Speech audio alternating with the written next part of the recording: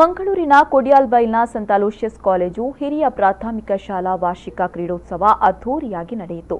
ಸಂತ ಅಲೋಷಿಯಸ್ ಸ್ಟೇಡಿಯಂನಲ್ಲಿ ನಡೆದ ಕ್ರೀಡಾಕೂಟದಲ್ಲಿ ವಿದ್ಯಾರ್ಥಿಗಳು ಉತ್ಸಾಹದಿಂದಲೇ ಭಾಗವಹಿಸಿದರು.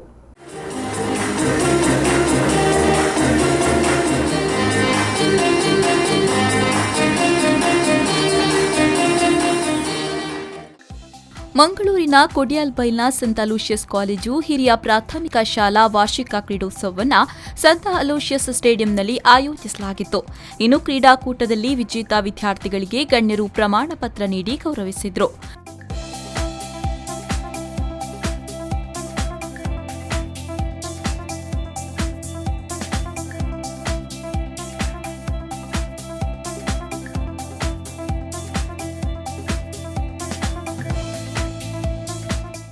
ಕ್ರೀಡಾಕೂಟದಲ್ಲಿ ಮುಖ್ಯ ಅತಿಥಿಯಾಗಿ ಪಾಲ್ಗೊಂಡು ಮಾತನಾಡಿದ ಶಾಲಾ ಹಳೆ ವಿದ್ಯಾರ್ಥಿ ಹಾಗೂ ಎಕ್ಸೋಟಿಕಾ ಇವೆಂಟ್ ಸೊಲ್ಯೂಷನ್ನ ಡಾಫ್ನಲ್ ಕನ್ಸೆಸಾವ್, ವಿದ್ಯಾರ್ಥಿ ಜೀವನದಲ್ಲಿ ಕ್ರೀಡೆ ಅತಿ ಮುಖ್ಯವಾಗಿದೆ. ಇದರ ಜೊತೆಗೆ ವಿದ್ಯಾರ್ಥಿಗಳ ಶೈಕ್ಷಣಿಕ ಗುಣಮಟ್ಟ ಹೆಚ್ಚಿಸುವಲ್ಲಿ ಕ್ರೀಡಾಕೂಟ ಮಹತ್ವ ಪಡೆದಿದೆ ಅಂತ ಹೇಳಿದರು.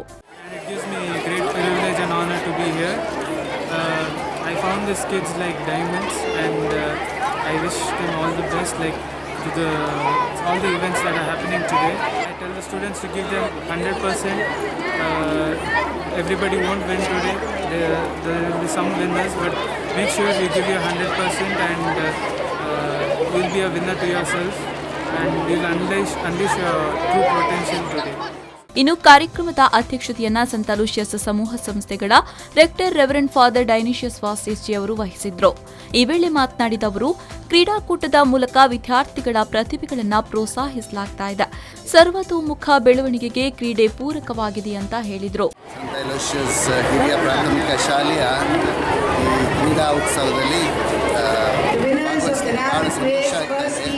ಪ್ರತ್ಯೇಕವಾಗಿ ನಮ್ಮ ಈ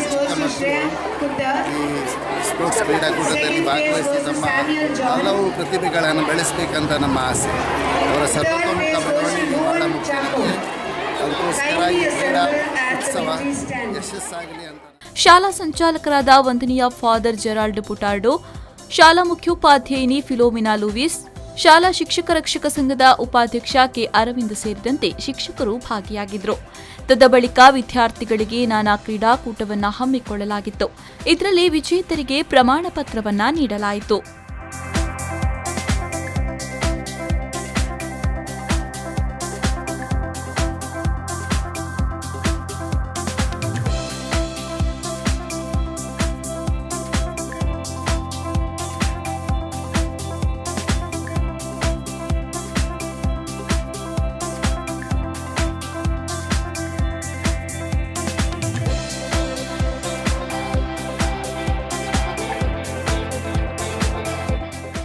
ನಾಗೇಶ್ ಕಾವೂರು, ವಿ4 ನ್ಯೂಸ್ 24/7 ಮಂಗಳೂರು.